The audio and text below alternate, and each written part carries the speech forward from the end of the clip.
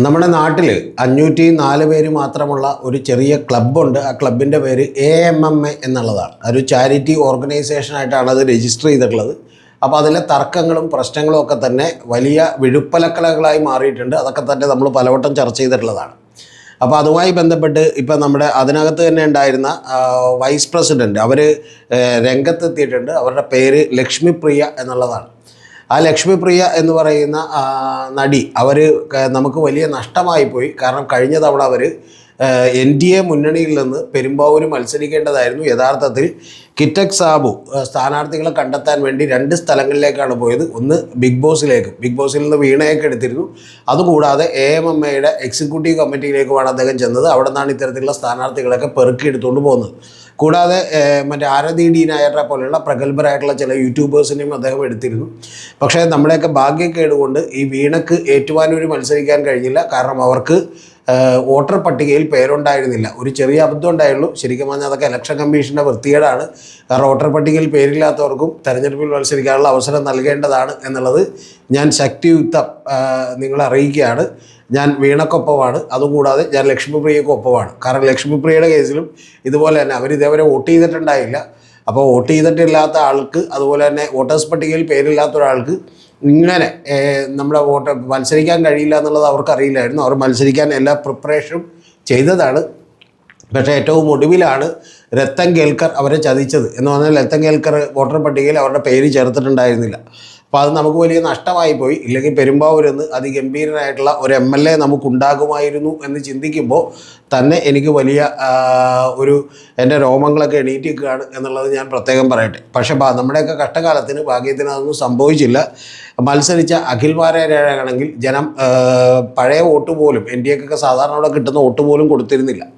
അപ്പോൾ അതൊക്കെ അവിടെ നിൽക്കട്ടെ. ഇപ്പോൾ ഈ കേസിൽ പുതിയൊരു ഡെവലപ്മെൻറ്റ് കൂടി ഉണ്ടായിട്ടുണ്ട്. ലക്ഷ്മിപ്രിയ വന്നിട്ട് പറയുന്നത് അവരുടെ മാനം നഷ്ടപ്പെട്ടു എന്നുള്ളതാണ്. അതായത് അൻസിബ ഹസൻ്റെ ചില പത്രസമ്മേളനങ്ങളും തുറന്നു പറച്ചിലുകൾ കൊണ്ട് അവരുടെ മാനം നഷ്ടപ്പെട്ടു എന്നുള്ളതാണ്.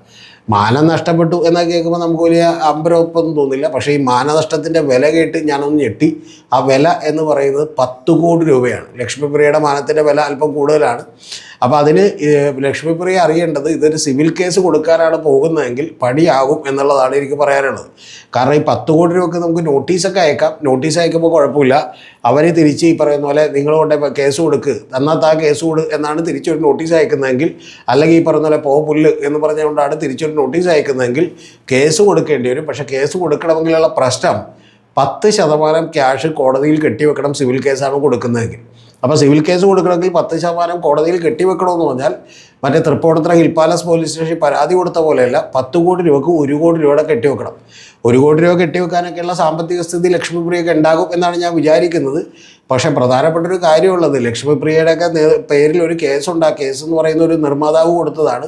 ആ നിർമ്മാതാവിന് 10 ലക്ഷം രൂപ അയാളുടെ അക്കൗണ്ടിൽ മേടിച്ചിട്ടുണ്ട്. കൂടാതെ 10 ലക്ഷം രൂപ കയ്യിലും മേടിച്ചിട്ടുണ്ട് എന്നുള്ളതാണ് പറയുന്നത്. അപ്പോൾ അങ്ങനെ 20 ലക്ഷം രൂപയുടെ കേസുണ്ട്. അപ്പോൾ ഈ 1 കോടി രൂപ കെട്ടിവെക്കാനുള്ളതുണ്ടെങ്കിൽ അതിൻ്റെ 5%, ഒരു 20% കാശ് കൊടുത്തിട്ടുണ്ടെങ്കിൽ 5-1 ഭാഗം കാശ് കൊടുത്താൽ ആ കേസ് ഒഴിവായി കിട്ടും എന്നുള്ളതാണ് എനിക്ക് ആദ്യമേ തന്നെ ലക്ഷ്മിപ്രിയയോട് പറയാനുള്ളത്. പിന്നെ ലക്ഷ്മിപ്രിയ മാത്രമല്ല, ഇപ്പം ചില ആളുകളൊക്കെ തന്നെ നമ്മുടെ മുതലാളിയായിട്ടുള്ള അഖിൽ ലോക മുതലാളിയും അതുപോലെ കേരളത്തിൻ്റെ കണ്ണിലുണ്ണിയും എല്ലാ രാഷ്ട്രീയ പാർട്ടികൾക്കും വളരെ പ്രിയങ്കരനുമായിട്ടുള്ള യൂസഫ് അലി സാഹിബുണ്ട്. അദ്ദേഹത്തെ ഞാൻ കുറച്ചൊന്നും കാണുന്നില്ല കേട്ടോ. അദ്ദേഹം വളരെ കഠിനാധ്വാനം ചെയ്ത് വലിയ ഉയരങ്ങളിലെത്തിയിട്ടുള്ള ഒരു മനുഷ്യനാണ്. നിരവധി പേർക്ക് തൊഴിൽ കൊടുക്കുന്ന ഒരാളാണ്. അപ്പോൾ അദ്ദേഹം പോലും പല യൂട്യൂബേഴ്സിനുമെതിരെയൊക്കെ കോടിക്കണക്കിന് രൂപയുടെ മാനനഷ്ട കേസ് കൊടുക്കാമെന്ന് വിചാരിച്ചിട്ടുണ്ട്. പക്ഷേ വിചാരിച്ച് അദ്ദേഹം 100 കോടി മാനനഷ്ടത്തിനൊക്കെയാണ് അദ്ദേഹം വിലയിട്ട് നോട്ടീസ് അയക്കുന്നത്. പക്ഷേ നോട്ടീസ് അയച്ചതിന് ശേഷം അദ്ദേഹത്തിന് തന്നെ ഒന്നും ഈ പാവങ്ങൾക്കെതിരെ ഞാൻ അത്ര വലിയ കാശ് കൊടുത്ത് അത്ര വലിയ മാനനഷ്ടമൊക്കെ ചോദിച്ച് കേസ് കൊടുക്കണോ എന്ന് വിചാരിച്ചിട്ട് അദ്ദേഹം തന്നെ ഏറ്റവും ഒടുവിൽ 10 കോടി രൂപയൊക്കെ ആക്കി ചുരുക്കും. ഉദാഹരണത്തിന് ക്രൈം നന്ദകുമാറിനെതിരെ അങ്ങനെ ഒരു കേസുണ്ട്. ആദ്യം 100 കോടിയാണ് ആവശ്യപ്പെട്ടത്. പിന്നെ അദ്ദേഹം തന്നെ 10 കോടിയാക്കി. കാരണം അപ്പോൾ 1 കോടി കോടതി കെട്ടിവെച്ചാൽ മതി. അല്ല 100 കോടിയാണ് ആവശ്യപ്പെട്ടെങ്കിൽ 10 കോടി രൂപ കോടതിയിൽ കെട്ടിവെക്കണം. അപ്പോൾ അതൊക്കെ ബുദ്ധിമുട്ടാണ് യൂസഫ് അലി മുതലാളിക്ക് പോലും. പക്ഷേ ഞാൻ വിചാരിക്കുന്നത് ഈ പറയുന്ന നമ്മുടെ ലക്ഷ്മിപ്രിയ എന്ത് ചെയ്യുന്നതാണ്, അത് കെട്ടിവെച്ചുകൊണ്ട് കേസ് നടത്തും എന്നാണ്. പിന്നെ ലക്ഷ്മിപ്രിയ അറിയാൻ വേണ്ടി ഞാൻ പറയുകയാണ്, ഏറ്റവും ആദ്യത്തെ പ്രശ്നമെന്ന് പറയുന്നത് ഈ കേസ് നടത്തണമെങ്കിലുള്ളൊരു വലിയ പ്രശ്നമുള്ളത് നമുക്ക് ആദ്യം മാനമുണ്ട് എന്നുള്ളത് തെളിയിക്കണം, അതിനുശേഷം അത് നഷ്ടപ്പെട്ടു എന്നുള്ളത് കൂടി തെളിയിക്കണം എന്നുള്ളത് കൂടി ലക്ഷ്മിപ്രിയ ഒന്ന് മനസ്സിൽ ഓർത്തു വെക്കുന്നത് നല്ലതായിരിക്കും എന്നാണ് എനിക്ക് പറയാനുള്ളത്. പലപ്പോഴും ഇത് കൃഷ്ണരാജ് വക്കീൽ, അഡ്വക്കേറ്റ് കൃഷ്ണരാജ് ഈ കലൂരുള്ള വക്കീലാണ്. അദ്ദേഹമാണ് സ്വപ്ന സുരേഷിനെ വക്കാലത്ത് എടുത്തിട്ടുള്ളത്. കൂടാതെ അദ്ദേഹം വളരെ ഒരു പ്രോ സംഘപരിവാർ നിലപാടെടുക്കുന്ന ഒരാളാണ്. പലപ്പോഴും തീവ്ര വർഗീയ നിലപാടുകളൊക്കെ തന്നെ പലപ്പോഴും പറഞ്ഞിട്ടുള്ള ഒരാൾ കൂടിയാണ്. അപ്പോൾ അതുകൊണ്ട് അത്തരത്തിലുള്ള കൃഷ്ണരാജ് വക്കീൽ ചിലപ്പോൾ ഇതൊന്നും പറഞ്ഞു കൊടുക്കാൻ സാധ്യതയില്ല എന്ന് വിചാരിച്ചുകൊണ്ടാണ് ഞാൻ പറയുന്നത്. കാരണം കഴിഞ്ഞ ദിവസം അൻസിബ ഹസൻ തന്നെ വന്നിട്ട് പറയുന്നുണ്ടായിരുന്നു, ഒരു പോലീസ് സ്റ്റേഷനിൽ നിന്നൊക്കെ വിളിച്ച് അങ്ങനെ ചെല്ലണമെന്നാണ് ഞാൻ വിചാരിച്ചിരിക്കുന്നത്, അല്ലാതെ നോട്ടീസ് കൊടുത്ത് വിളിച്ചില്ലെങ്കിൽ ചെല്ലേണ്ട ആവശ്യമില്ലെന്നൊക്കെ ഞാൻ പിന്നീടാണ് തിരിച്ചറിയുന്നത് എന്നാണ് പറയുന്നത്. സത്യത്തിൽ അത് ഒരു കാരണവശാലും അവിടെ അൻസിബ ഹസൻ ചെല്ലേണ്ടതൊന്നും ആവശ്യമുണ്ടായില്ല. പോലീസുകാർക്ക് വേറെ പണിയൊന്നും ഇല്ലാത്തതുകൊണ്ടും ഇനി എനിക്കറിയില്ല, എൻ്റെ തോന്നൽ എന്താണെന്ന് വെച്ചിട്ടുണ്ടെങ്കിൽ നമ്മുടെ ടിനി ടോം പറയുന്ന അദ്ദേഹത്തിൻ്റെ സുഹൃത്താണ് മനോജ് എബ്രഹാം എന്നാണ്. അപ്പോൾ അങ്ങനെ മനോജ് എബ്രഹാം വിളിച്ച് പറഞ്ഞുകൊണ്ടായിരിക്കും അവരത്തരത്തിലുള്ള ഒരു ഫേവർ ചെയ്തിട്ടുണ്ടാവുക. അല്ലെന്നുണ്ടെങ്കിൽ ഈ ലക്ഷ്മിപ്രിയ കൊടുത്ത പരാതിയിലൊന്നും ഒരു കേസും പോലീസ് എടുക്കേണ്ട ആവശ്യമില്ല. ഇന്ന് ലക്ഷ്മിപ്രിയ തന്നെ പറയുന്നത്, ഞാനൊരു ഗൗരവമുള്ള പരാതിയായിട്ടല്ല ഇത് കൊടുത്തത്, പകരം അൻസിബേനെ വിളിച്ചൊന്ന് ചോദിച്ച് തനിക്കൊരു മെസ്സേജ് അയച്ചതിൻ്റെ ക്ലാരിഫിക്കേഷൻ മാത്രം മേടിക്കണം എന്ന് വിചാരിച്ചിട്ടാണ്.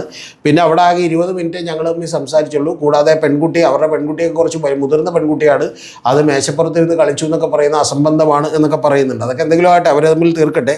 പക്ഷേ ഇന്ന് പുതിയൊരു റിപ്പോർട്ട് കൂടി വന്നിട്ടുണ്ട്. ആ റിപ്പോർട്ടിൽ പോലീസ് ഈ SI ആയിട്ടുള്ള വനിതാ സെൽ SI ആയിട്ടുള്ള രേഷ്മക്കും അതുപോലെ ബാക്കിയുള്ളവർക്കും ഒക്കെ ക്ലീൻ ചിറ്റ് കൊടുത്തുകൊണ്ടാണ് പോലീസിൽ നിന്ന് റിപ്പോർട്ട് പോയേക്കുന്നത് മുകളിലേക്ക് എന്നുള്ളത് കൂടി എൻ്റെ പ്രേക്ഷകരോട് ഞാൻ പങ്കുവെക്കുന്നു. ഇനി അടുത്തത് ഏറ്റവും പ്രധാനപ്പെട്ട കാര്യം, ഇതൊന്നും കൊണ്ട് ഇവർ നിർത്തുന്നില്ല. ഇവർ പറയുന്ന ഏറ്റവും പ്രധാനപ്പെട്ട കാര്യം അൻസിബക്ക് പിന്നിൽ മതവർഗീയവാദികളാണെന്നാണ് പറയുന്നത്. അതിൻ്റെ പ്രധാനപ്പെട്ട കാരണവും കൂടി പറയാം. ഇപ്പോൾ ഫെബ്രുവരി 14 അമ്മയുടെ കുടുംബസംഘം ഉണ്ടായത്, എന്നല്ല AMMയുടെ കുടുംബസംഘം ഉണ്ടായത്. അപ്പോൾ ആ കുടുംബസംഘം ഉണ്ടായപ്പോൾ ജാനുവരി 14 അൻസിബ ഒരു മെയിൽ അയച്ചിട്ടുണ്ട് AMMയ്ക്ക്. ആ AMMയുടെ മെയിലിൽ അവർ പറയുന്നത്, ഇത്തരത്തിൽ ഒരു പണം നമ്മളൊരു ക്ഷേത്ര സമിതിയിൽ നിന്ന്, അതായത് വെണ്ണല ക്ഷേത്രത്തിൽ നിന്ന് നമ്മൾ മേടിക്കരുത്, അങ്ങനെ ഒരു മതസംഘടനയുടെ പേരിൽ നിന്നും നമ്മൾ ഇത്തരത്തിൽ പണം മേടിക്കേണ്ട ആവശ്യമില്ലെന്നാണ്. പക്ഷേ AMMയുടെ എക്സിക്യൂട്ടീവ് കമ്മിറ്റി മെമ്പർമാർക്ക് അറിയാം, ആരുടെ ഇല്ലെന്നാലും പണം വളരെ ഇമ്പോർട്ടൻ്റ് ആണ്, പണം വളരെ പ്രധാനപ്പെട്ടതാണ് എന്നുള്ളത് അവർക്കറിയാം.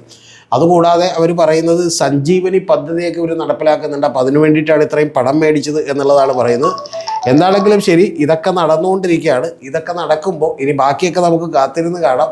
അപ്പോൾ ഏറ്റവും ആദ്യം പറഞ്ഞതുപോലെ തന്നെ ഈ മാനനഷ്ടത്തിന് കേസ് കൊടുക്കുന്നവരൊക്കെ ശ്രദ്ധിക്കേണ്ട ഒരു കാര്യം, നമ്മൾ നോട്ടീസിൽ ആൾക്കയക്കുന്ന നോട്ടീസിൽ നമുക്ക് 500 കോടി 1000 കോടിയൊക്കെ ആവശ്യപ്പെടാം.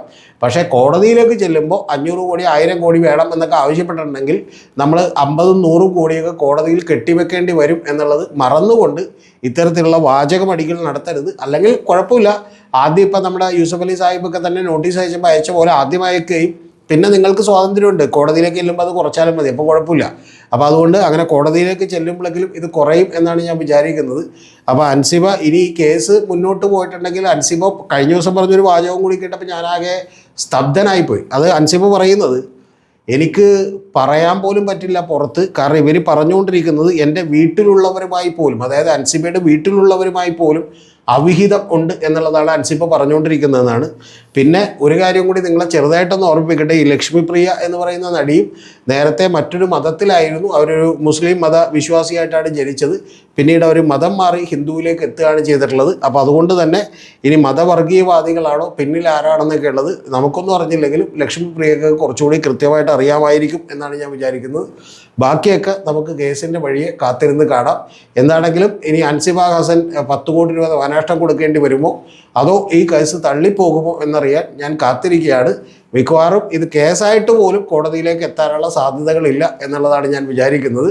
പക്ഷേ ഇതുപോലെയുള്ള ഈ പറയുന്ന വൃത്തികെട്ട സംസാരങ്ങളും അതുപോലെ തന്നെ പൈപ്പിൻ ചോട്ടിലെ മാട്ടത്തിനടി എന്ന് പറഞ്ഞാൽ കുടത്തിനടിയുമൊക്കെ ഇവിടെ ഇനിയും തുടർന്നുകൊണ്ടേയിരിക്കും എന്നുള്ളതാണ് ഞാൻ വിചാരിക്കുന്നത്.